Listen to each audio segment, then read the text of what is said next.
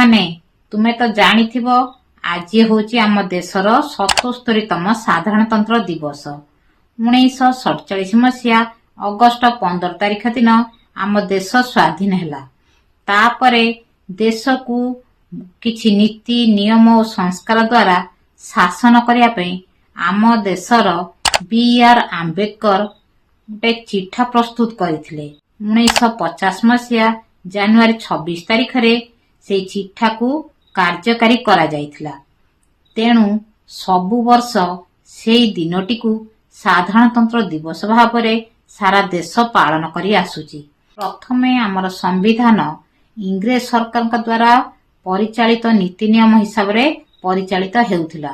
ସମୟକ୍ରମେ ବିଜେପି ସରକାର ଯେବେଠାରୁ ଭାରତର ଶାସନ ଦାୟିତ୍ୱ ତୁଲାଉଛନ୍ତି ସେହିଦିନ ଠାରୁ ଆମର ସମ୍ବିଧାନର କାୟାକଳ୍ପ ବଦଳି ଯାଇଛି। ଏବେ ଭାରତୀୟ ଧର୍ମ ସଂସ୍କୃତି ଓ ନୀତି ନିୟମ ହିସାବରେ ଆମର ସମ୍ବିଧାନ ପରିଚାଳିତ ହେଉଛି। ଆମେ ଏହି ଦେଶର ସ୍ୱାଧୀନ ନାଗରିକ, ତେଣୁ ସ୍ୱାଧୀନ ଭାବରେ ବଞ୍ଚିବା ଆମର ଜନ୍ମଗତ ଅଧିକାର। ବନ୍ଦେ ମାତରମ୍।